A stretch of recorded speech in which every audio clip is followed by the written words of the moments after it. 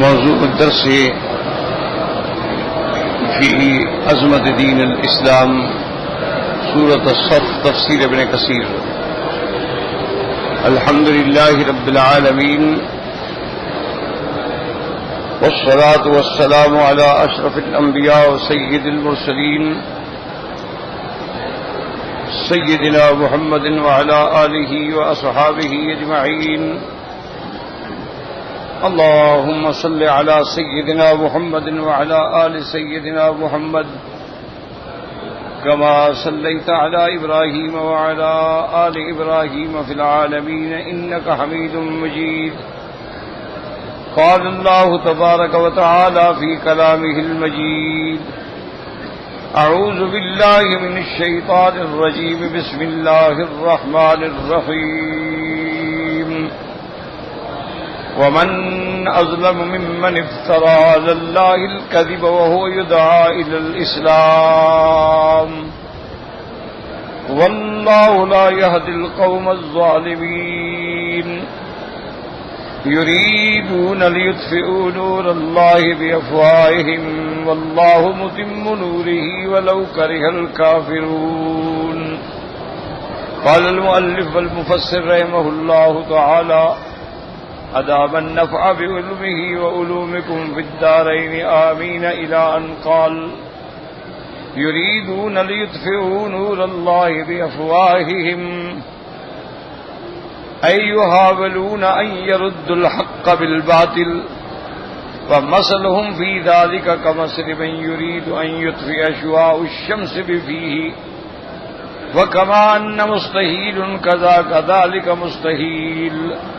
اب مفسر رحمۃ اللہ علیہ ان آیات کی تفسیر بیان فرماتے ہیں: یریدون لیطفئوا ای یحاولون، مشرکین کفار کوشش کرتے ہیں کہ حق کو باطل کے ساتھ مٹا ڈالیں. ان کی مثال ایسے ہے کہ جو کوئی اپنے پھونکوں کے ساتھ سورج کے نور کو بجھانا چاہتا ہو تو جیسے سورج کے نور کو وہ نہیں بجھا سکتا، اسی طرح اسلام کو بھی نہیں مٹایا جا سکتا. وَلِهَذَا قَالَ تَعَالَى: وَاللَّهُ مُتِمُّ نُورِهِ وَلَوْ كَرِهَ الْكَافِرُونَ. هُوَ الَّذِي أَرْسَلَ رَسُولَهُ بِالْهُدَى وَدِينِ الْحَقِّ لِيُظْهِرَهُ عَلَى الدِّينِ كُلِّهِ وَلَوْ كَرِهَ الْمُشْرِكُونَ. وقد تقدم الكلام على هاتين الآيتين في سورة براءة بما فيه كفاية ولله الحمد والمنة. اللہ تبارک و تعالیٰ کی ان آیات کے بارے میں مفسر فرماتے ہیں کہ میں نے سورۃ براءہ میں بڑی تفصیل سے بیان کر دیا ہے. یہاں دوبارہ اس پر دلائل دینے کی ضرورت نہیں، یعنی اگر کوئی دیکھنا چاہے تو سورۃ براءہ میں پڑھ لے. یا ایھا الذین آمنوا هل ادلکم علی تجارۃ تنجیکم من عذاب علیم تؤمنون باللہ ورسولہ وتجاہدون فی سبیل اللہ باموالکم وانفسکم ذالکم خیر لکم ان کنتم تعلمون. یغفر لکم ذنوبکم ویدخلکم جنات تجری من تحتها الانہار ومساکن طیبۃ فی جنات عدن ذالک الفوز العظیم. وأخرى تحبونها نصر من الله وفتح قريب وبشر المؤمنين. تقدم في حديث عبد الله بن سلام رضي الله تعالى عنه أن الصحابة رضي الله عنهم أرادوا أن يسألوا رسول الله صلى الله عليه وسلم أن أحب الأعمال إلى الله عز وجل ليفعلوه، فأنزل الله تعالى هذه السورة ومن جملتها هذه الآية. اب مفسر رحمۃ اللہ علیہ فرماتے ہیں کہ جیسے پہلے حدیث میں گزر چکا ہے، حضرت عبداللہ ابن سلام رضی اللہ تعالیٰ عنہ فرماتے ہیں. عبداللہ ابن سلام جو ہیں یہ پہلے یہودی تھے اور کتاب تورات کے بہت بڑے عالم تھے. یہ یہود میں سے بہت بڑے علماء میں سے تھے اور تورات پر عمل کرنے والے لوگوں میں تھے. تو اللہ تبارک و تعالی نے پھر ان کو اسلام کی دولت سے نوازا کہ یہ اسلام لے آئے، مسلمان ہو گئے، تو یہ بہت بڑے علماء میں سے تھے۔ تو وہ فرماتے ہیں کہ صحابہ ہم کٹھے بیٹھے تھے تو آپس میں ہم یہ سوچ رہے تھے کہ بھی کون حضور سے پوچھے کہ کون سا عمل جو ہے اللہ کو زیادہ محبوب ہے۔ یاد رکھیں کہ صحابہ جتنے تھے ان میں اتنا ادب تھا حضور کا کہ وہ جرأت نہیں کرتے تھے سوال کرنے، ادب کے مارے خاموش رہتے تھے کہ بھئی پتہ نہیں میرا سوال ناگوار گزرے اور حضور صلی اللہ علیہ وسلم ناراض ہو جائیں۔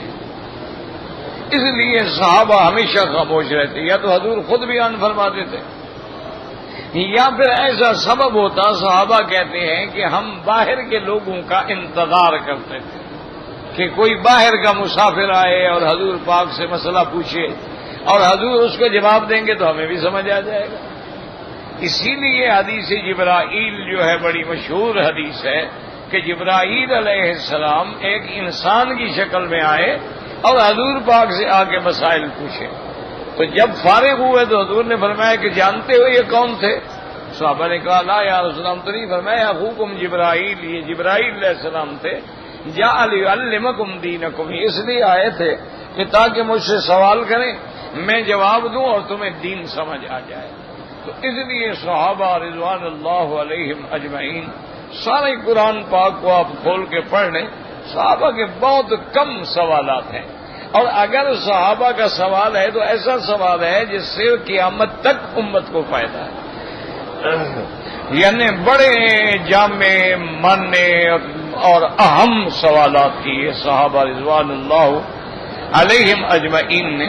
تو فرماتے ہیں کہ ہم یہ مشورہ کر رہے تھے کہ بھی کون پوچھے، تو اللہ تبارک و تعالی نے یہ سورۃ الصف جو ہے نازل فرمائی کہ احب الاعمال اگر چاہتے ہو تو پھر اللہ کے راستے میں جہاد کرو، اللہ کے راستے میں نکلو، حق کو غالب کرنے کے لیے جانیں لڑا دو، مال لڑا دو، حق غالب آ جائے، اور ایسے جم جاؤ کفر کے مقابلے پر کہ جیسے پہاڑ ہوتا ہے۔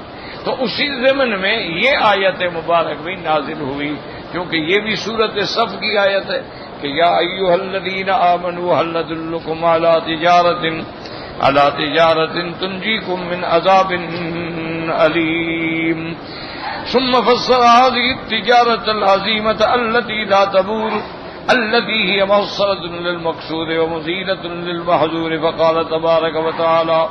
اب مفسر رحمۃ اللہ علیہ فرماتے ہیں کہ اللہ تبارک و تعالی نے اس تجارت عظیمہ، یہ بہت بڑی تجارت جس میں کبھی گھاٹا ہے ہی نہیں، اور جس سے مقصود حاصل ہونے والا ہے اور جس سے محظور جو ہے وہ دفع ہونے والا ہے، تو اس لیے یاد رکھیں کہ یہاں لفظ ہے هل ندلکم علی تجارۃ، تنوین ہے، یاد رکھیں یہ تنوین جو ہے نا اس کا استعمال جو ہے کبھی تعظیم کے لیے ہوتا ہے، کبھی تکسیر کے لیے ہوتا ہے اور کبھی تقلیل کے لیے ہوتا ہے، یعنی جہاں تنوین ہوگی جیسے یہاں تنوین ہے کہ هل ندلکم علی تجارۃ، مانا یہ ہے تجارت عظیمۃ، میں تمہیں کو ایک بہت بڑی تجارت کے بارے میں نہ ہدایت کروں، تو یہاں تنوین جو ہے وہ تعظیم کے لیے ہے۔ جیسے دوسری آیت میں بھی ہے لولا نزل هذا القرآن علی رجل من القریتین عظیم، علی رجل تنوین ہے، مانا کہ رجل عظیم یعنی بہت بڑا آدمی۔ تو اسی طرح کبھی تنوین جو ہے تقلیل کے لیے بھی ہوتی ہے، جیسے اللہ فرماتے ہیں سبحان الذی اسری بعبدہ لیلا، تنوین ہے، عبدی فی اللیل نہیں فرمایا، معرفہ نہیں، نکرہ ہے، تنوین ہے، مانا کیا ہے کہ بھی اللہ نے اپنے محبوب کو جو سیر کرائی ہے وہ رات کے بھی کچھ حصے میں، ساری رات نہیں لگی اس میں، لیلا من المسجد الحرام الى المسجد الاقصی، مسجد الحرام سے اس کی ابتدا ہے اور مسجد اقصی پر اس سیر کی انتہا ہے، اس کے بعد جو ہے وہ پھر معراج ہے۔ ایک بات یاد رکھیں سمجھنے والی ہے، آج کل بڑے لوگوں میں بحث چل رہی ہے کہ جی وہ جب معراج ہوا ہے تو وہاں تو مسجد ہی نہیں تھی، وہاں تو ہیکل سلیمانی تھا، ٹیمپل سلیمان تھا. تو پھر یہ ہے کہ قرآن پاک نے ایسی بات کیوں کی ہے، اور پھر معراج جو ہے وہاں سے کیوں ہوا ہے. یہ ساری باتیں ایسی ہیں جو بالکل لا یعنی ہیں. مجھے تو حیرت ہوتی ہے کہ جب میں دیکھتا ہوں کہ مولوی اس میں بحث کر رہے ہیں بیٹھے ہوئے. انا للہ و انا الیہ راجعون. ایک بات ہمیشہ یاد رکھیں کہ بھی اگر ہم اس کو ہیکل سلیمانی بھی مان لیں تو کیا سلیمان علیہ السلام نے گرجا بنایا تھا؟ سلیمان علیہ السلام کون تھے؟ پیغمبر ہے اللہ. تو انہوں نے وہ ہیکل سلیمانی جو ہے اس سے کیا بنا تھا؟ یعنی گرجا بنا تھا، کنیسہ بنایا تھا. تو صاف ظاہر ہے کہ حضرت داؤد بھی نبی ہیں، سلیمان علیہ السلام بھی نبی ہیں، اور آپ بائبل کی باتیں پڑھ کے متاثر ہو جاتے ہیں ان عیسائیوں کو، نصرانیوں کو خوش کرنے کے لیے. تو یہ بڑے دکھ کی بات. اگر یہ بائبل اللہ کی کتاب ہے تو اس میں تو یہ لکھا ہوا ہے کہ داؤد علیہ السلام نے اپنی بہو کے ساتھ زنا کیا ہے. اللہ کی کتاب میں ایسی بات ہوتی ہے نبی زنا کرتے ہیں؟ انا للہ و انا. نبی تو معصوم ہوتا ہے. ان کے بائبل میں لکھا ہوا ہے کہ نوح علیہ السلام نے شراب پی اور شراب میں نشے میں اتنے مدہوش ہو گئے کہ اپنی دونوں لڑکیوں سے زنا کیا. یہ اللہ کی کتاب ہے. اس کو پڑھ کے اس کے حوالے دینا، خدا کا خوف کرو. اگر اس میں کوئی چیز ایسی ہے جو ہم، جیسے کہ قاعدہ ہے علماء کا، یاد رکھو کہ روایات اسرائیلیہ جتنی ہیں لا نصدق ولا نکذب، ہم نہ ان کی تصدیق کرتے ہیں نہ تکذیب کرتے ہیں. اگر حضور کے قرآن اور حضور کی فرمان کے موافق ہے ہم لے لیں گے، مخالف ہے ہم پھینک دیں گے. کیونکہ اللہ نے ان کتابوں کی حفاظت کا وعدہ ہی نہیں فرمایا. وہ تو کتابیں بدل گئی، ان میں تحریف ہو گئی. یعنی یہ کتاب اللہ کی ہو سکتی ہے جو نبی کے بارے میں زنا اور شراب کے بارے میں لکھے. انا للہ و انا الیہ راجعون. اسی لیے یہ دیکھ لینا کہ آج نصارہ کے نزدیک جو ہے زنا زنا نہیں ہے، کہ ان کی کتاب میں جو لکھا ہو کہ نبی بھی کرتے تھے. ان کی کتابوں میں جو لکھا ہوا نبی بھی شراب پیتے تھے، تو یہ کیوں نہ پیے؟ یہ یاد ہے. بس ایسی باتیں ہیں. نا للہ. اسی چکر ہو تو جی ہیکل سلیمان تھا، وہ جی ٹیمپل سلیمان. اور خدا کا خوف کرو. اللہ نے داؤد علیہ السلام کو نبی بنایا ہے اور سلیمان علیہ السلام کو نبی بنایا ہے، اور اللہ فرماتے ہیں ہم نے ان کو بڑا علم و حکمت سے نوازا ہے. اور حضرت داؤد ایسے شان والا معجزہ ہے جن کے ہاتھ میں لوہا جو ہے وہ پانی بن جاتا. وَعَلَنَّا لَهُ الْحَدِيدَ. اور حضرت داؤد علیہ السلام کو اللہ نے داؤدی عطا فرمایا تھا کہ جب آپ مناجات فرماتے اللہ تبارک و تعالیٰ کے آگے، آپ دعائیں مانگتے اور تلاوت کرتے کتاب کی، تو پرندے اڑتے ہوئے کھڑے ہو جاتے.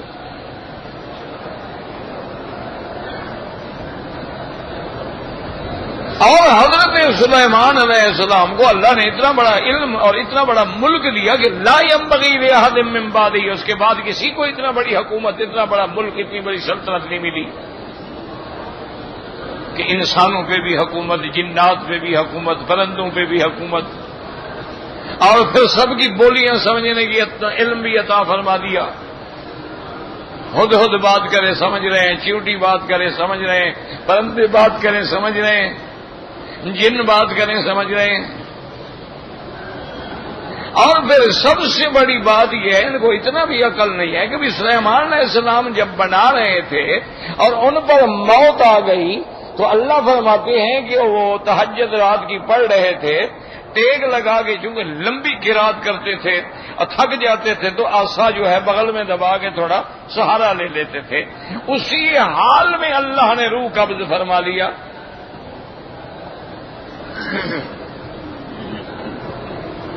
اور اسی ایک چیز میں اللہ نے کتنے مسائل حل کر دیے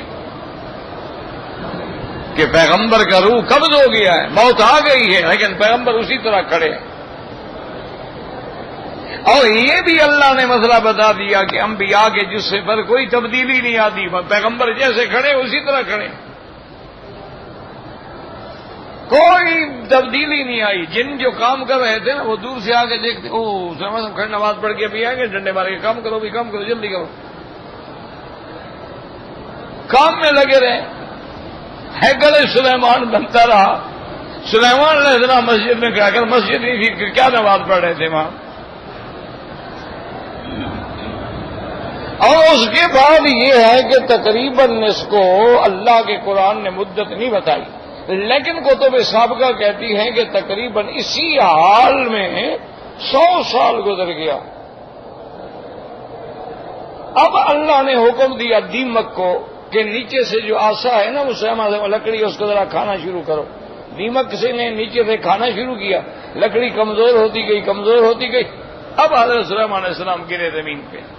فلما خر تبینت الجن, اب جناب جب زمین پہ حضرت سلیمان علیہ السلام گرے, اب جنات نے بیٹھ کے حساب کیا, انہوں نے کہا بدبختو ہم تو ایسے کام کرتے رہے, سلیمان تو پہلے سے فوت ہو چکا ہے.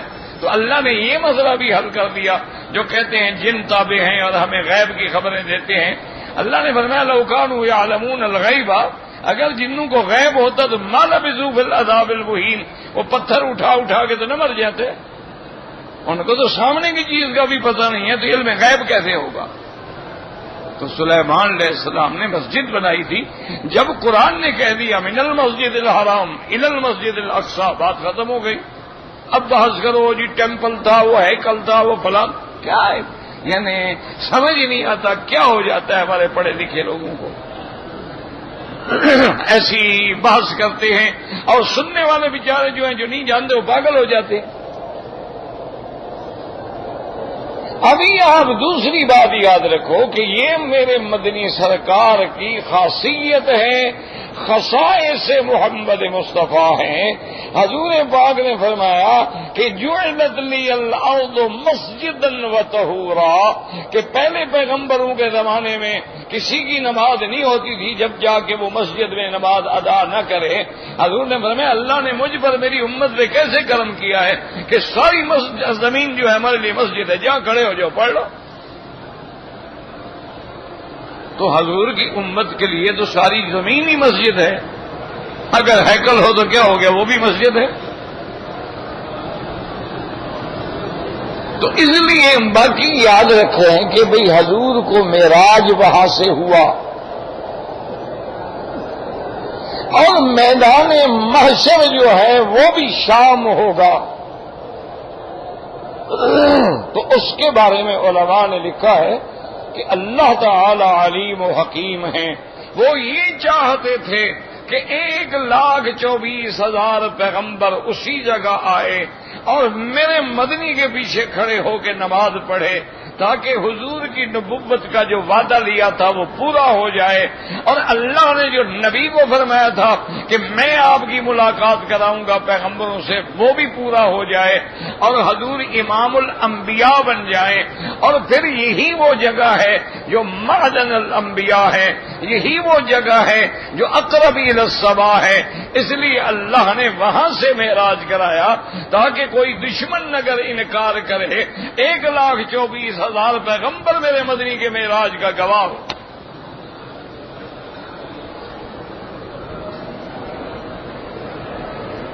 تو اگر یہودی انکار کریں, موسیٰ علیہ السلام تو گواہی دے رہے ہیں, وہ تو حضور کو عرض کر رہے ہیں کہ حضور جا کے معافی مانگیں, آپ کی امت 50 نمازیں نہیں پڑھے گی.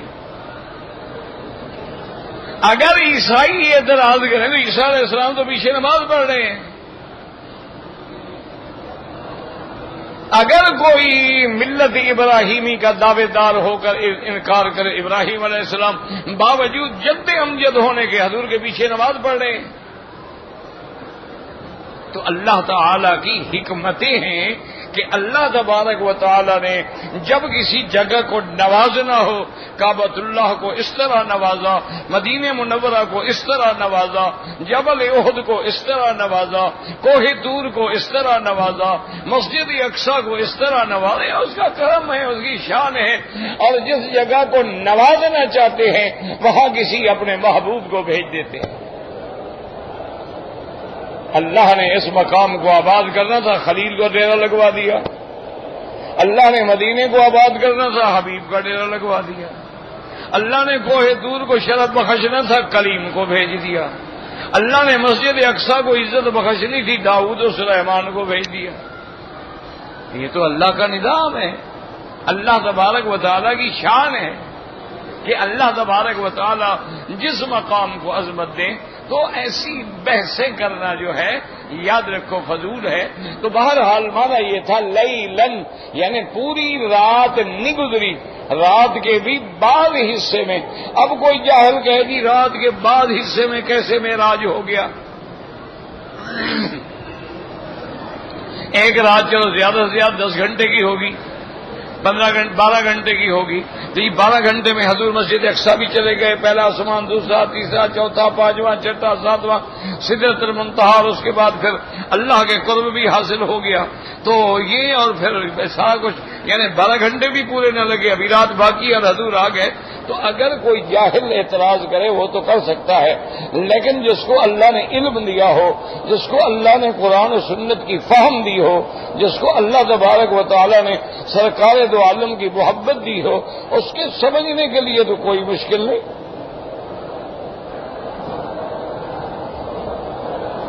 یہ بات دیکھیں جو سائنس والوں سے پوچھیں گے زمین جو ہے وہ ایک گھنٹے میں کتنے چکر لگاتی ہے؟ اگر زمین اتنا چکر لگا سکتی ہے تو اللہ اپنے پیغمبر کو چکر نہیں لگوا سکتے؟ مشکل ہے کوئی؟ اور پھر یاد رکھو خالق لیل و سما کون، آسمانوں، زمینوں اور رات اور دن کے پیدا کرنے والا کون ہے؟ ہاں جی، تو یاد رکھو کہ جس نے پیدا کیا نا اسی نے حکم دے دیا کہ رات ہے، ستارے ہیں، چاند ہے، جو چیز جہاں ہے تھم جاؤ، محمد مصطفیٰ معراج پہ جا رہے ہیں۔ ہر چیز اپنی جگہ پہ رک گئی، چال ہی نہیں رہی۔ آپ گھڑی کو ایک جگہ کھڑی کر دیں، 3 دن کے بعد بھی دیکھیں تو گھڑی اسی جگہ کھڑی ہو رہی ہے۔ وہ تو اللہ نے جیسے نظام جام کر دیا کہ بس ٹھہر جاؤ، حضور آ گئے، واپس آ گئے، رات وہیں کھڑی ہے جہاں کھڑی تھی، کچھ ہوا ہی نہیں۔ تو اللہ کے لیے کیا مشکل ہے یا نہیں یہ باتیں؟ تو ایسی بحث، تو اس لیے یہاں بھی لفظ ہے هل ادلکم علی تجارت تنوین تجارت عظیمت۔ اور یاد رکھو دنیا کی تجارت میں کیا ہوگا؟ پیسہ ملے گا، دنیا کی تجارت میں نفع ہو جائے گا، آپ کو پیسہ مل گیا، آپ نے کوئی فیکٹری لگا لی، آپ نے کوئی مل لگا لی۔ یہ تجارت تو پھر عجیب ہے نا کہ اللہ کے راستے میں تجارت کرو اور اللہ تمہیں عذاب علیم سے نجات عطا فرما دے۔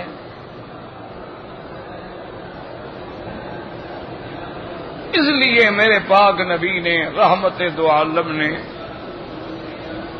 اللہ اکبر، حضرت محمد مصطفیٰ صلی اللہ علیہ وعلی آلہ واصحابہ وازواجہ واتباعہ اجمعین، اللہ کے نبی کی کیسی شان ہے۔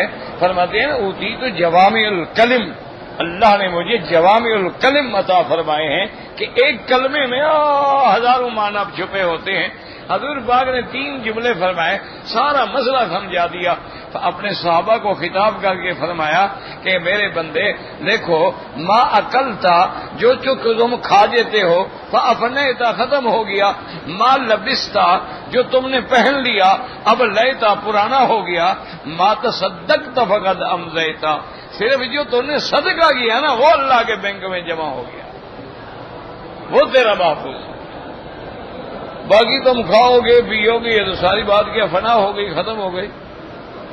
تو اس لیے فرماتی یہ ایسی تجارت ہے، اس میں پیسے نہیں، اس میں عذاب علیم سے نجات مل رہی ہے۔ تنجیکم من عذاب، من عذاب علیم، یاد رکھو علیم فعیل ہے، معنی مؤلم دردناک عذاب. اس لیے قرآن کبھی کہتا ہے عذاب علیم، کبھی کہتے ہیں عذاب عظیم. تو یاد رکھیں، تو علماء نے فرمایا کبھی کمن ذکر ہوتا ہے، کبھی کیفن ذکر ہوتا ہے. اور عذاب علیم جس کو اللہ فرمائے دردناک، وہ کیسا دردناک ہوگا؟ تنجیکم من عذاب علیم. اب فرماتے ہیں مفسر کہ تفسیر تجارت کی کیا ہے؟ بھی ہم تجارت میں کتنا پیسہ لگائیں، کیا کریں، کتنے کا شیئر ہم ڈالیں؟ فرمایا تؤمنون باللہ ورسولہ وتجاہدون فی سبیل اللہ باموالکم وانفسکم ذالکم خیر لکم ان کنتم تعلمون. فرمایا تجارت یہ ہے سب سے پہلے تو ایمان. ایمان ہی نہ ہو تو تم اس بزنس کے تو حصے دار بن ہی نہیں سکتے، تم شیئر لے ہی نہیں سکتے. تم کسی بینک میں جاتے ہو نا شیئر لینے کے وقت جی پہلے کارڈ دکھائیں نا کہ آپ باقی اس ملک کے رہنے والے ہیں، شہری ہیں، آپ کو حق بھی ہے اس میں حصہ اپنا اکاؤنٹ کھولنے کا یا نہیں کھولنے کا. تو اگر آپ غیر ملکی ہیں تو پھر اجازت لے آئیں، ہم کیسے کھول سکتے ہیں اکاؤنٹ؟ تو پہلی چیز ہے ایمان. ایمان ہی نہیں ہوگا تو تجارت میں کیا ہوگے؟ اس شیئر ہی نہیں ملے گا. اللہ کے رسول پر ایمان. وَتُجَاهِدُونَ فِي سَبِيلِ اللَّهِ. یاد رکھیں کہ عام طور پہ قرآن میں جب لفظ آتا ہے نا فی سبیل اللہ کا، تو عام طور پہ مراد جہاد فی سبیل اللہ ہوتا. اسی لیے قرآن میں ہے کہ اللہ نے تہجد کا حکم فرمایا. تہجد فرض ہو گئی حضور پہ اور حضور کی امت پہ.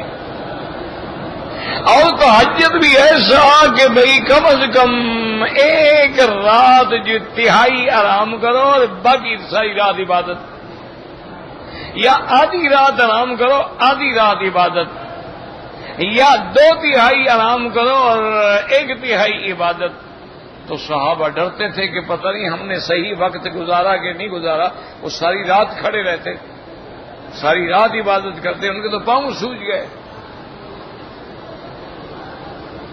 تو اللہ تبارک و تعالی نے فرمایا کہ ہم نے رعایت کر دی ہے. علمان سیکون منکم مرضی وآخرون یضربون فی الارض یبتغون من فضل اللہ وآخرون یقاتلون فی سبیل اللہ. تو اس لیے عام ترجمہ جو ہے وہ یہی ہوتا ہے کہ اللہ کے راستے میں جہاد کرو. کیسے؟ مال سے کرو یا جان سے کرو، یا تو مجاہدین کی مدد کرو، یا پھر یہ ہے کہ اپنی جان جو ہے اللہ کے راستے میں کھپاؤ. جو آدمی اپنی جان اللہ پہ فدا کر دیتا ہے تو پھر اللہ تبارک و تعالیٰ اس کو بھی انعامات سے نواز دیتے ہیں.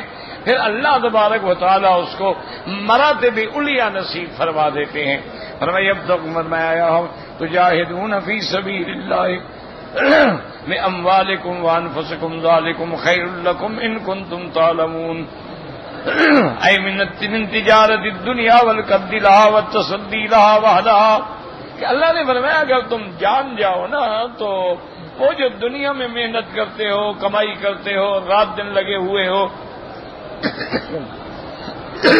نیند چھوڑی ہوئی ہے، آرام چھوڑا ہوا ہے، کاروبار وہ کیا ہے؟ اصل تجارت تو یہ ہے.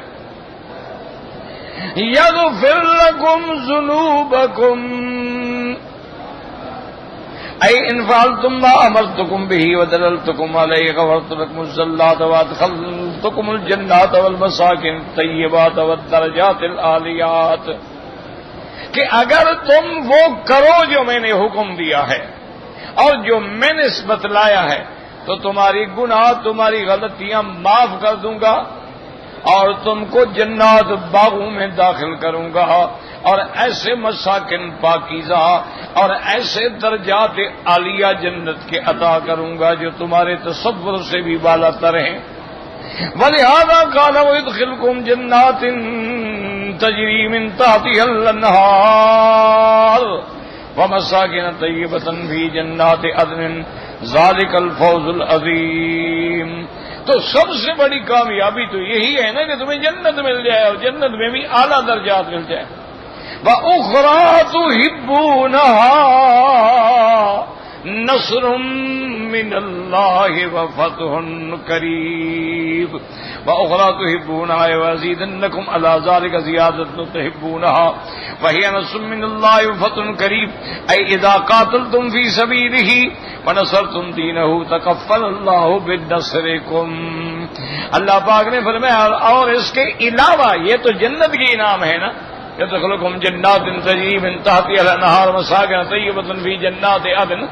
نہیں، ہم دنیا میں بھی تمہیں فتح عطا فرمائیں گے، ہم دنیا میں بھی تمہیں کامرانی عطا فرمائیں گے، دنیا کے اندر بھی تمہیں فیض عطا فرمائیں گے، اللہ کی طرف سے مدد آئے گی اور تمہیں ہم پورے جزائر پہ فتح نصیب کر دیں گے.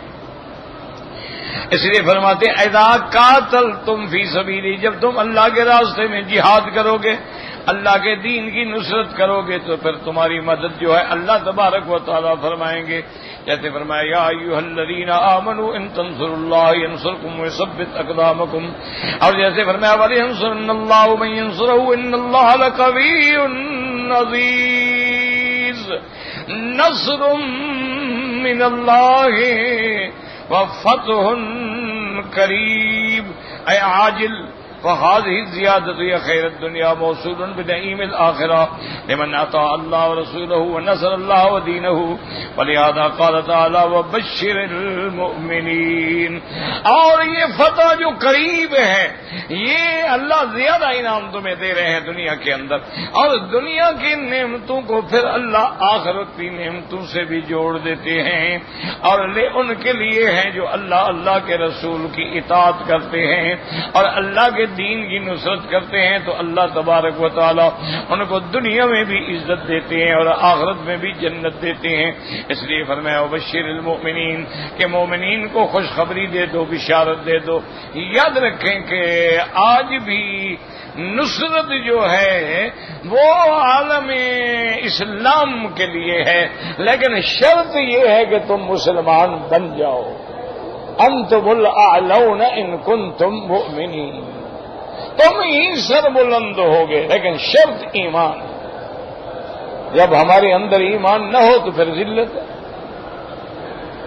اور جب تک آپ سارے صحابہ کی تاریخ پہ نظر ڈال لیں، صحابہ، تابعین، تبع تابعین بعد میں بھی، کہ جب تک ان میں ایمان تھا اللہ کی ہر چیز جو ہے اس کی تابعداری کر رہی تھی. حضرت سفینہ رضی اللہ تعالی عنہ ایک صحابی ہیں، وہ فرماتی ہیں کہ ہم جہاد پہ جا رہے تھے، قافلے چلتے تھے. اس زمانے میں بتایا آپ کو بھی اونٹوں کا سفر ہے یا گھوڑا ہے، اونٹ ہے، گدھا ہے یا پیدل ہے. وہ فرماتی ہیں اتفاق ایسا ہوا کہ میں اپنے قافلے سے بچھڑ گیا.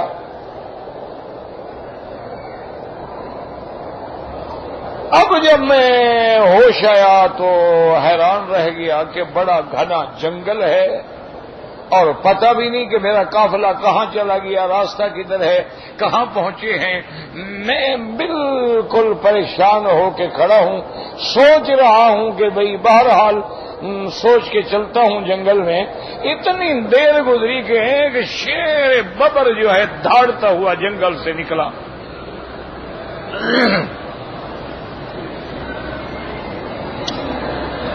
حضرت سفینہ رضی اللہ تعالی عنہ فرماتے ہیں کہ میں نے دیکھا بھی جنگل کا شیر ہے، اب شیر سے کوئی مقابلہ تو نہیں ہو سکتا. تو آپ نے فرمایا کہ بس مجھے خیال آیا تو میں کھڑا ہو گیا بڑا جرت کے ساتھ، اور میں نے خطاب کیا. میں نے کہا جنگل کے بادشاہ غور کرو، خبردار جو تم نے مجھ پہ حملہ کیا نا صاحب رسول اللہ، میں محمد مصطفیٰ کا صحابی ہوں. کہتا بس اتنا کہنا تھا کہ وہ دم ہلانے لگ گیا اور ایسے معلوم ہو کہ جیسے اشارہ کرے کہ تم میرے پیچھے آ جاؤ. میں تمہیں قتل کرنے نہیں آیا، میں تو تمہیں قافلے میں پہنچانے کے لیے آیا ہوں. فرماتے میں پیچھے پیچھے چل پڑا، آگے کوئی جانور بھی آئے ہو دھاڑ نکالے سب بھاگ جائیں. چلتے چلتے چلتے جب قافلہ نظر آ گیا تو وہ ٹھہر گیا. یعنی اس نے اشارہ کیا ابھی اب قافلہ تمہارے سامنے ہے، تو اب میں واپس جنگل میں جا رہا ہوں. تو جب تم ایمان پہ تھے تو جنگل کے درندے بھی تمہارا سلام کرتے تھے. حضرت علی الحضرمی رحمت اللہ علیہ بیٹھے ہیں اور بڑا لشکر ہے آپ کے ساتھ. تو کچھ ساتھی حاضر ہوئے، انہوں نے کہا کہ حضرت اعلیٰ سے کہ ہمیں دشمن نے دھوکہ دیا ہے، ہمیں راستہ بتلانے کے ذریعے اس نے ایسی جگہ ہمیں پھنسا دیا ہے کہ ہر طرف صحرا ہے اور میلوں تک پانی نہیں ہے، اور ہمارے لشکر کے پاس زیادہ سے زیادہ 2-4 گھنٹے کا پانی ہے.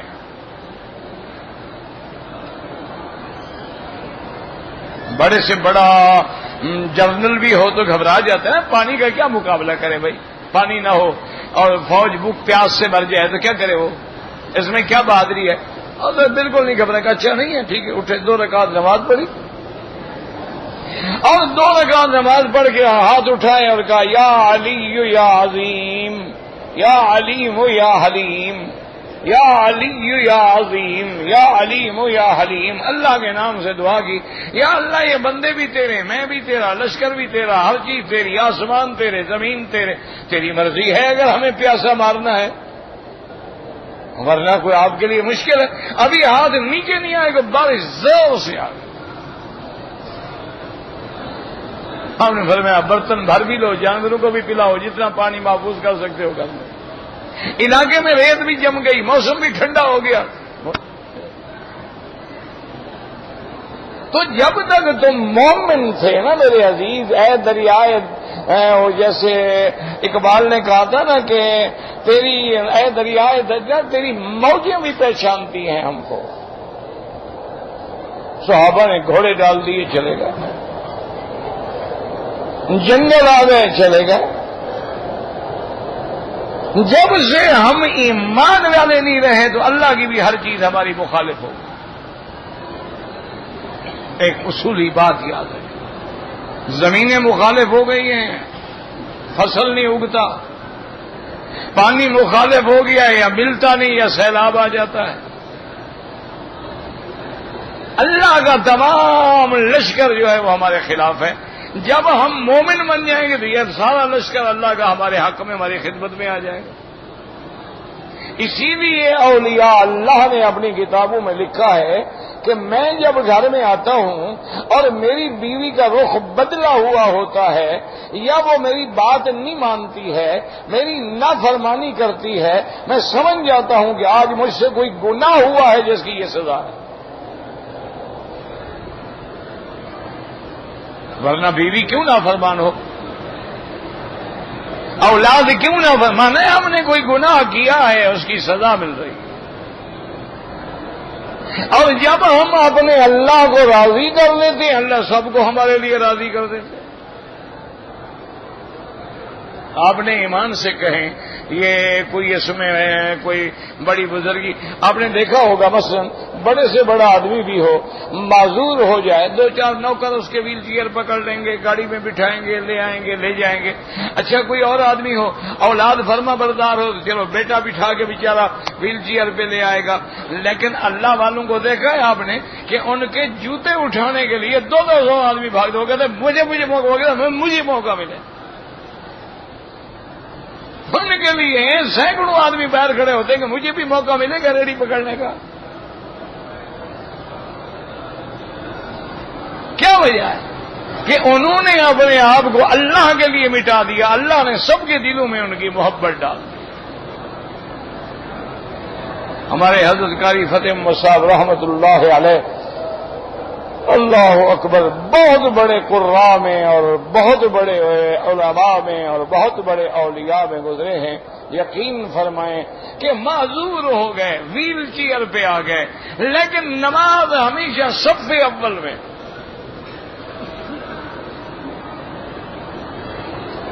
اور کبھی تباہ میں ہوتے، ہم جا کے ان کے خادموں کو اشارہ کرتے کہ یار تھوڑا سا ہمیں بھی تو ایک چکر ذرا کروانے دو، ہم بھی آپ کی ریڑھی پکڑ لیں، تاکہ شاید اللہ اسی وجہ سے مغفرت فرما دے. وہ قادر ہیں تو آپ دیکھ لیں. ہم نے جتنے بزرگوں کو بھی دیکھا ہے، شیخ الحدیث ہیں، قاری فتح صاحب ہیں، یا اور بھی جو اللہ والے اب موجود ہیں، کسی بھی ملک میں موجود ہیں، دیکھ رہے ہیں سینکڑوں لوگ ان کی خدمت کے لیے کھڑے ہوئے ہیں، تڑپ رہے ہیں کہ مجھے موقع تو ملے۔ آپ کاروباری آدمی ہیں، کسی سے پیسے کے مانگنے کے لیے جائیں، کوئی دے گا، کوئی نہیں دے گا، کوئی ٹال دے گا، کوئی بہانے کر دے گا، ان کے دروازے میں لوگ کھڑے ہوتے ہیں کہ حضرت کوئی حکم تو کریں۔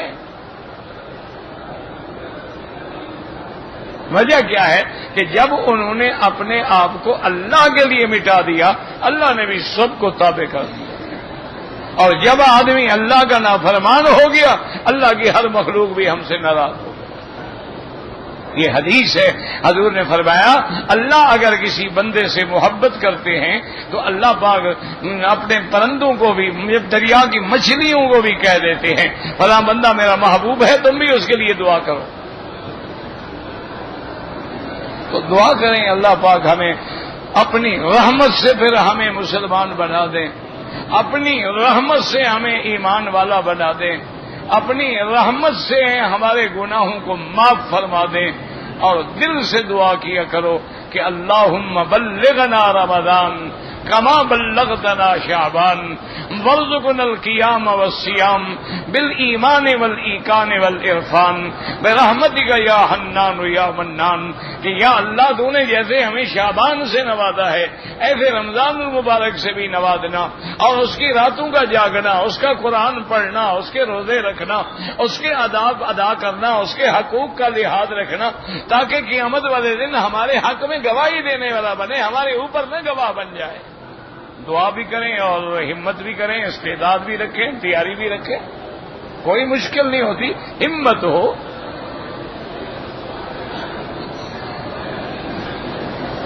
عورت احرام میں برقع پہن سکتی، بھئی برقع پہن لے لیکن منہ پہ کپڑا نقاب والا نہ ڈالے، ایسے کپڑا ڈالے کہ منہ کو بھی نہ لگے اور پردہ بھی رہے۔ دیکھو نا جیسے ہمارے دیہاتوں میں عورتیں وہ ایسے گھونگھٹ نہیں نکالتی، ایسے اپنے لمبی جو اس کو کھینچ لیتی ہے، پردہ بھی ہو جاتا ہے، نیچے دیکھ کے چلتی بھی رہتی ہے، منہ کو بھی نہیں لگتا۔ یہ کون سا مشکل کام ہے؟ عورت کا احرام کوئی نہیں ہوتا، جو کپڑے پہنے وہ احرام ہے۔ پاکستان کے لیے دعا کریں، اللہ پاکستان کی حفاظت فرمائے، اللہ پاکستان میں امن و استحکام پیدا فرمائے، اور اللہ اپنے عذاب رفع فرمائے۔ لیکن اس کے ساتھ ساتھ میں گزارش کروں گا کہ اتنا بڑا عذاب ہے کہ نہ آٹا ہے، نہ بجلی ہے، نہ پانی ہے، نہ معیشت ہے، نہ کاروبار ہے، نہ گاڑیاں چلتی ہیں۔ کیا ہماری بے حیائی میں کوئی فرق آ گیا؟ کیا ہماری اوریانی میں کوئی فرق آ گیا؟ کیا ہمارے بڑے لوگوں نے کلبوں میں جانا اور شرابیں پینا چھوڑ دیا ہے؟ کیا ہماری ہائی سوسائٹیز جو ہیں 5 اسٹار اور 7 اسٹار اور برگر فیملیاں، کیا انہوں نے جا کے شرابیں اور ڈانس چھوڑ دیے ہیں؟ کیا راشی نے رشوت کھانا چھوڑ دی ہے؟ کیا ظالم نے ظلم کرنا چھوڑ دیا ہے؟ کیا زانی نے زنا کرنا چھوڑ دیا ہے کہ 5 سال کی معصوم بچی سے زنا کیا جائے؟ ہماری دعائیں کیا کریں گی جناب؟ اس کی چیخیں عرش پہ نہیں پہنچی ہوں گی؟ 5 سال کی بچی، اور جب کسی کی عورت کو پکڑ کے اجتماعی زیادتی، کیا مانا 8-8 10-10 آدمی باری باری زنا کر رہے ہیں، اور وہ تڑپ رہی ہے، چیخ رہی ہے، اس کی چیخیں آسمان پہ عرش پہ نہیں جائیں گی؟ تو پھر دعا کیا کرے گی؟ مجھے یہ سمجھاؤ۔ دعا بھی تو تب قبول ہوتی ہے کہ تم توبہ کرو، اللہ کے راستے میں آؤ، برائی چھوڑ دو، گناہ چھوڑ دو، پھر دیکھیں انشاءاللہ فوراً اللہ کی رحمت آئے گی۔ لیکن جو حالات ہیں، اللہ نہ کرے، اللہ نہ کرے، بہرحال ہم تو یہی دعا کرتے ہیں کہ اللہ ہم گناہ گار ہیں، خطا کار ہیں، بس اپنا غضب رفع فرما دے، اپنا عذاب رفع فرما دے، اور تمام عالم اسلام سے اپنا عذاب رفع فرما، اور تمام عالم اسلام کی حفاظت فرما، اور یا اللہ اس بلد الامین کو قیامت تک ہر فتنے سے محفوظ فرما۔ یاد رکھو یہ آج کل ایک نیا فتنہ آیا ہوا ہے، اور جی حاجیوں کو لوٹا جاتا ہے اور عمرے والوں کو لوٹا جاتا ہے۔ یاد رکھو یہ اللہ کے گھر میں ہم بیٹھے، ہم کو ایجنٹ نہیں ہیں ان کے، ہم کوئی ان سے معاوضہ نہیں لیتے ہیں الحمدللہ، لیکن یاد رکھو عمرے والا ہو یا حاجی ہو، سعودی حکومت اس سے 1 ریال بھی نہیں لیتی۔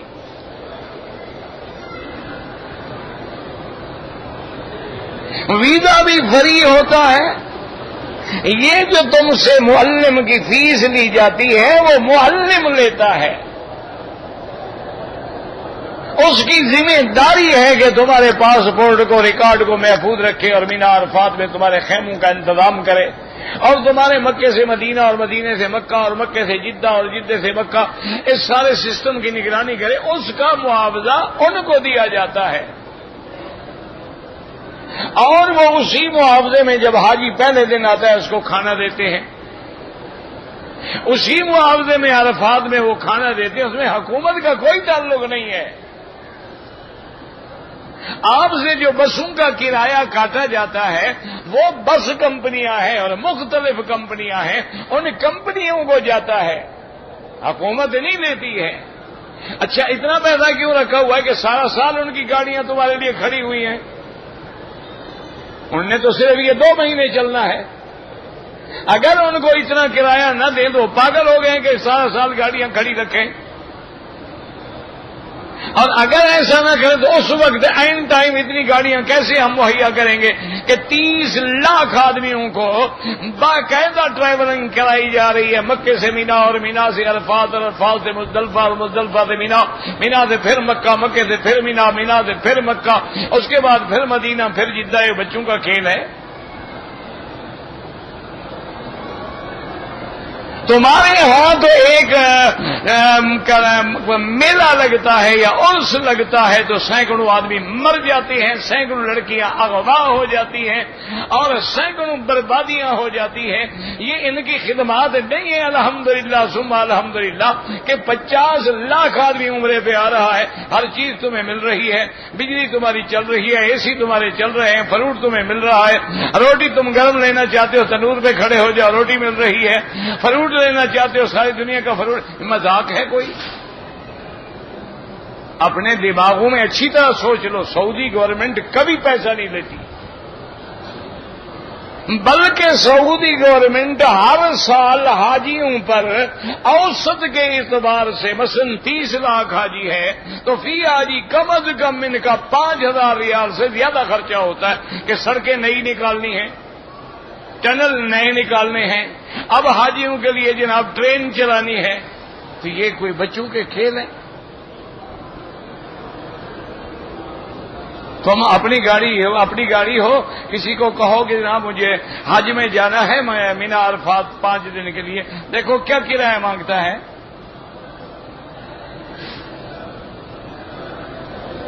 اور وہ تو تمہیں 100 ریال میں دے رہے ہیں فی آدمی، یہ تو کم از کم 8,000 10,000 ریال گاڑی کا مانگے گا 5 دن کا۔ ایک ہے اعتراض کرنا، او جی کھلا شہر کا کیا معنی ہے؟ یعنی گنجائش ہو 20 لاکھ کی، آدمی آ جائے 70 لاکھ روپے سنبھالے گا کون؟ آدھے مر جائیں گے، باقی فی امان اللہ۔ یہ دشمنوں کی سازشیں ہیں۔ دعا کیا کرو اللہ اس بلد الامین کو ہر فتنے سے محفوظ رکھے۔ اور یہ حکومت رشیدہ اللہ کا کتنا بڑا شکر ہے۔ میں یقین کریں، آپ میری بات پہ یقین نہ ہونا، کل گورنر ہاؤس میں چلے جائیں، جب ظہر کی اذان کا وقت ہے نا وہاں چلے جائیں، وہاں جو گورنر آفس کی مسجد ہے نا، جب آپ جائیں گے جہاں آپ نماز میں، وہاں گورنر بھی صف اول میں کھڑا ہوگا، ہر وزیر نماز میں کھڑا ہوگا، بادشاہ خود نماز میں کھڑا ہوگا۔ تمہارا تو تھانے دار بھی نماز نہیں پڑھتا۔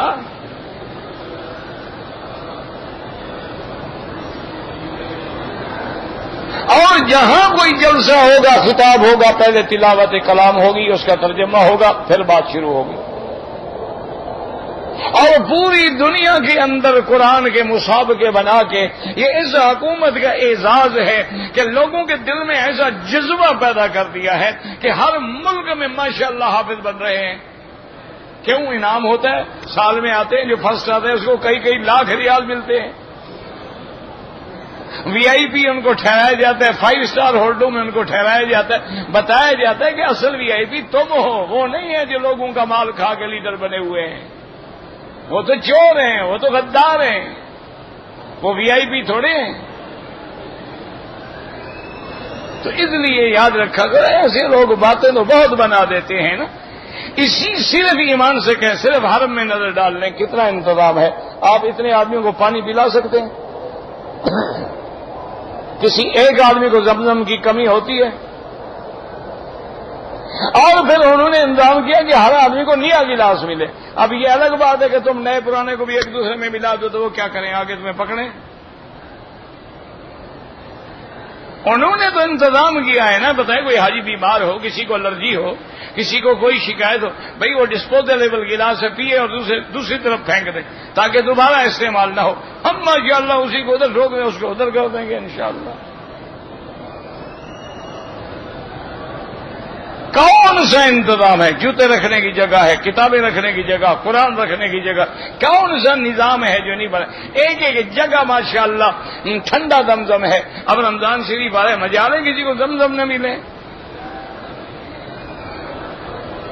ایک ہے اعتراض کرنا ہے. اعتراض تو لوگ پھر چاند پہ بھی کر سکتے ہیں، سورج پہ بھی کر سکتے ہیں. جب آدمی نماز پڑھے تو سجدے کی جگہ پہ نظر رکھے. کعبہ دیکھنا ہے، آگے پیچھے دیکھا کرو. مکروہ اوقات میں نماز نہ پڑھا کریں، گو بعض ائمہ اجازت دیتے ہیں. حجر اسود کو بوسہ کا وقت زیادہ لگتا ہے تو اشارہ کرو، بس بوسہ دینا ضروری نہیں ہے تو تم کیوں وقت لگا رہے ہو؟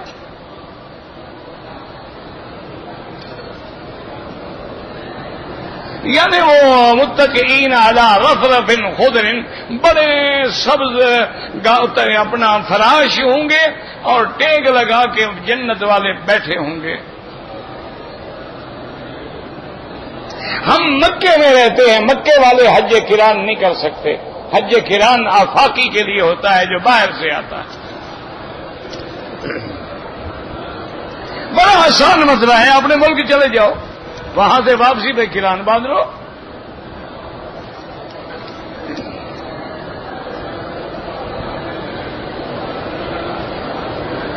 باپ نے دوسری شادی کر لی، پہلی بیوی کے بچوں سے علیحدہ ہو گیا، اب پہلی بیوی کے بچوں سے پیسے مانگتا ہے. اگر ہیں تو دے دیا کرو، تمہارا باپ تو ہے نا. شادی کر لی، کوئی کفر تو نہیں کر لیا غریب نے، شادی کی ہے نا. جرم کیا کیا غریب نے؟ شادی کی ہے. اب تمہارے آگے ہاتھ پھیلاتا ہے، مانگتا ہے دو. انت و مالک لابیک، حضور نے فرمایا تم بھی اور تمہارا مال تمہارے باپ کا ہے. میرا بھائی عمرہ جس کے لیے کریں، بس نیت کر لی، ہو گیا بس.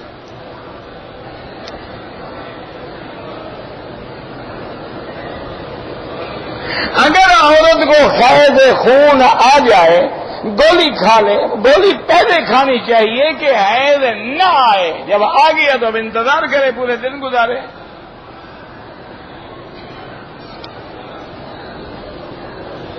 کہتے تھے کہ اگر ہم 4 ائمہ جو ہیں وہ برحق ہیں، اگر ہم ایک مسئلے میں ایک کا اور دوسرے کا اور تیسرے کا اور چوتھے کا، تو اگر اللہ نے تمہیں اتنا بڑا علم دیا ہے کہ 4 ائمہ کے دلائل کو دیکھ سکتے ہو تو تمہیں تقلید کی ضرورت ہی نہیں ہے. اتنا بڑے عالم ہو ماشاءاللہ کہ 4 ائمہ کے مسائل کو بھی جانتے ہو اور وجوہ ترجیح کو بھی جانتے ہو اور ان کے ادلہ کو بھی جانتے ہو، پھر تمہیں تقلید کی کیا ضرورت ہے؟ کرو ہی نہیں. اور اگر نہیں جانتے ہو تو پھر 2 کشتی پہ پاؤں رکھنے والا انشاءاللہ ڈوبے گا.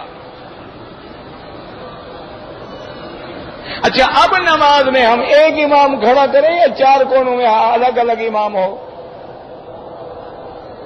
تو ایک امام کے پیچھے آئیں گے تو وحدت ہوگی نا، تو اللہ کو تو وحدت منظور ہے. تو جس امام کی فقہ جس علاقے میں چلی گئی ٹھیک ہے، کوئی جھگڑا نہیں. کہتے تھے کہ نماز کی تکبیر اولا میں کندھے کے برابر یا کانوں کے برابر، اس سے زیادہ یہاں نہیں کرنا ہے، یا کانوں کی اس لو کے برابر یا اس جگہ کے برابر یا کندھوں کے برابر.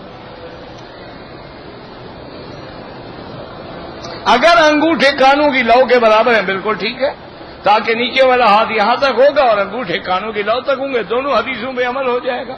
لیکن یہ کہیں نہیں لکھا ہوا کہ یوں کان پکڑو، اور نہ یہ لکھا ہوا ہے کہ یوں کرو.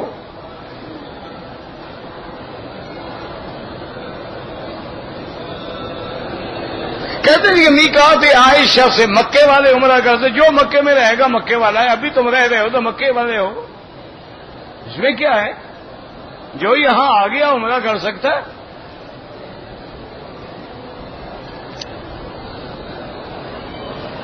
حضور پاک کی ولادت کا گھر موجود ہے اور مقام ہجرت حرم میں آ گیا ہے. ایک طواف ایک غلام کے آزاد کے کرنے کے برابر ہے. وتر واجب اگر آپ نے پڑھ لیے ہیں مثلا عشاء کو، بعد میں نفلیں پڑھتے رہیں، کوئی معنی نہیں. معنی یہ ہے کہ اگر تہجد کے ساتھ تم نے وتر پڑھنے ہیں تو تہجد پہلے پڑھو اور وتر آخر میں پڑھو.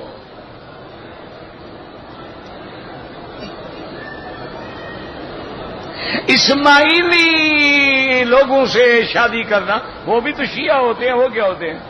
وہ تو اس شیعہ سے بھی آگے گئے گزرے ہیں.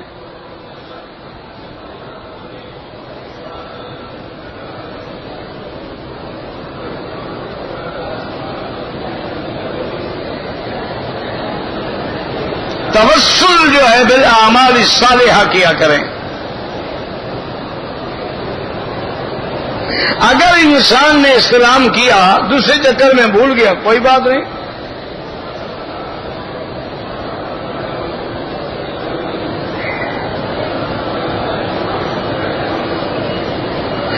میرا 8 مہینے پہلے نکاح ہوا تھا.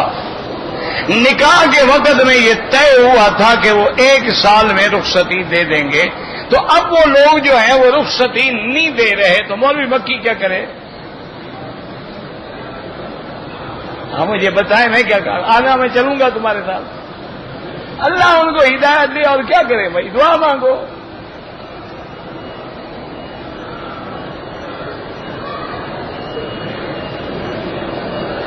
اگر میری اہلیہ کو جوڑوں کی تکلیف ہے تو آپ ویل چیئر پہ ان کو چکر کروائیں، کوئی ضروری نہیں کہ پیدل کرے، کرنے ساتھ بڑھیں گے.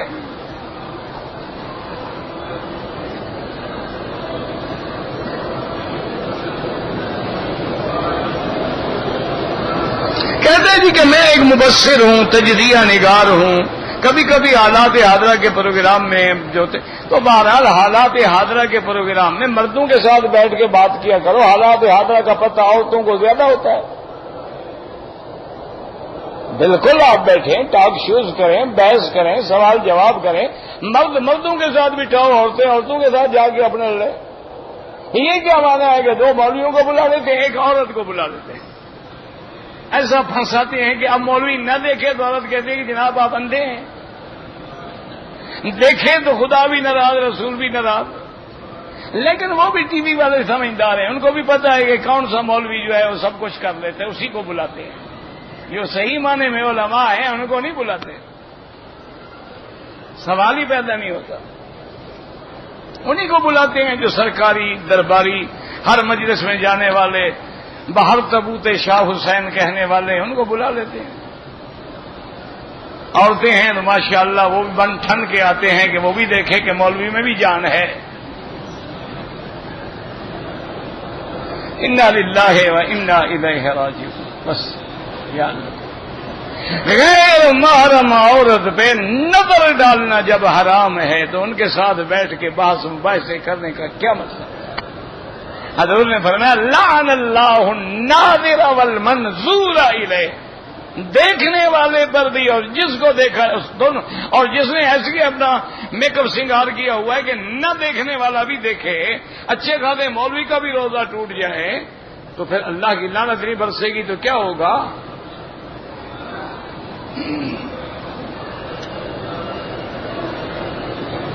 خانہ کعبہ میں حضور نے نماز پڑھی، خانہ کعبے کے اندر حضور نے اکیلے نماز پڑھی، کوئی جماعت نہیں ہوئی۔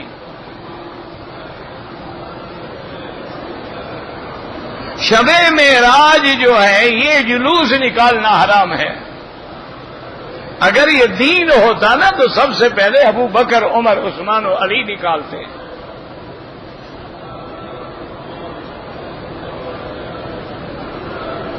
عطا اللہ شاہ صاحب بخاری کے بیٹے میاں مسعود تو ہے ہی نہیں، آپ کو کس نے کہا ہے؟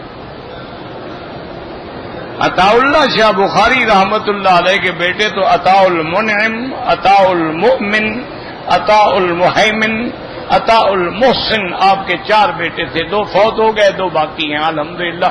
اللہ سب کو سلامت رکھے جو باقی ہیں، جو فوت ہو گئے ان کے تو بیٹے کسی کا نام جو ہے مسعود ہے ہی نہیں، یا ایسی ادھر ادھر کی لکھ دیتے ہو، مار دیتے ہو۔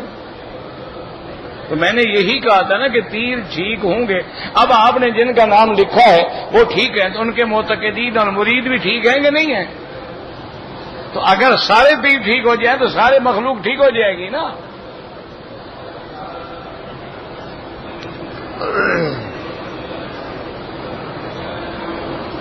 کہتے ہیں جی کہ فضائل جو ہیں مرتب ہوتے ہیں تو جہاد کے فضائل، ہاں اللہ کے راستے میں دین پھیلانا یہ بھی جہاد ہے۔ یہ کس نے کہا ہے کہ جہاد نہیں ہے؟ اعلاء کلمۃ الحق جو ہے افضل الجہاد ہے۔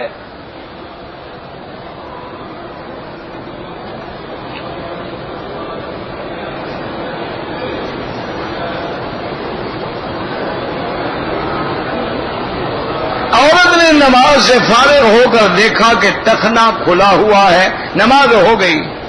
ربنا تقبل منا انک انت السمیع العلیم وتب علینا انک انت التواب الرحیم۔ صلی اللہ تعالی علی خیر خلقہ سیدنا محمد وعلی آلہ وصحبہ۔